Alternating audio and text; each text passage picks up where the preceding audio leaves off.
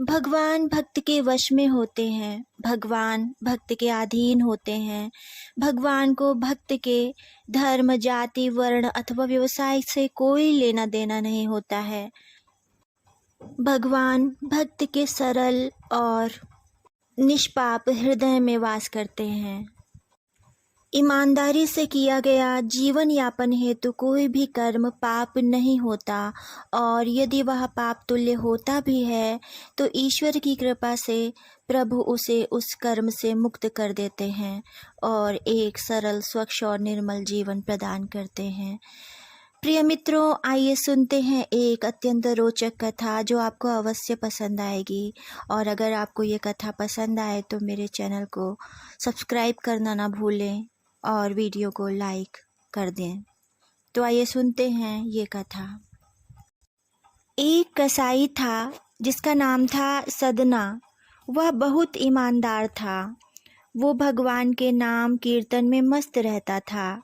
यहाँ तक कि मांस को काटते बेचते हुए भी वह भगवान का नाम गुनगुनाता रहता था। एक दिन वह अपनी ही धुन में कहीं जा रहा था कि उसके पैर से कोई पत्थर टकराया। वह रुक गया। उसने देखा एक काले रंग के गोल पत्थर से उसका पैर टकरा गया है। उसने वह पत्थर उठा लिया, वह जेब में रख लिया। वह यह सोच रहा था कि यह पत्थर अब मांस तोलने के काम आएगा। वापस आकर उसने वह पत्थर मांस के वजन को तोलने के काम में लगाया। कुछ ही दिनों में उसने समझ लिया कि यह पत्थर कोई साधारण पत्थर नहीं है। जितना वजन उसको तोलना होता, पत्थर उतने वजन का ही हो जाता है। धीरे धीरे यह बात फैलने लगी कि सदना कसाई के पास वजन करने वाला पत्थर है। वह जितना चाहता है पत्थर उतना ही तोल देता है। किसी को 1 किलो मांस देना होता तो तराजू में उस पत्थर को एक तरफ डालने पर दूसरी ओर 1 किलो का मांस ही तुलता। अगर किसी को 2 किलो चाहिए हो तो वह पत्थर 2 किलो के भार जितना भारी हो जाता। इस चमत्कार के कारण उसके यहाँ लोगों की भीड़ जुटने लगी। भीड़ जुटने के साथ ही सदना की दुकान की बिक्री बढ़ गई। यह बात एक शुद्ध ब्राह्मण तक भी पहुंची। हालांकि वह ऐसी अशुद्ध स्थान पर नहीं जाना चाहते थे जहां मांस कटता हो व बिकता हो, किंतु चमत्कारिक पत्थर को देखने की उत्सुकता उसे सदना की दुकान तक खींच लाई। दूर से खड़ा वह सदना कसाई को मीट तोलते देखने लगा। उसने देखा कि कैसे वह पत्थर हर प्रकार के वजन को बराबर तोल रहा था। ध्यान से देखने पर उसके शरीर के रोए खड़े हो गए। भीड़ के छटने के बाद ब्राह्मण सदना कसाई के पास गया। ब्राह्मण को अपनी दुकान में आया देखकर सदना कसाई प्रसन्न भी हुआ और आश्चर्यचकित भी। बड़ी नम्रता से सदना ने ब्राह्मण को बैठने के लिए स्थान दिया और पूछा कि वह उनकी क्या सेवा कर सकता है। ब्राह्मण बोला, तुम्हारे इस चमत्कारिक पत्थर को देखने के लिए ही मैं तुम्हारी दुकान पर आया हूँ, या यूँ कहें कि ये चमत्कारी पत्थर ही मुझे खींचकर तुम्हारी दुकान पर ले आया है। बातों ही बातों में उन्होंने सदना कसाई को बताया कि जिसे पत्थर समझकर वो मांस तोल रहा है, वास्तव में वो शालिग्राम जी हैं, जो कि भगवान का स्वरूप होता है।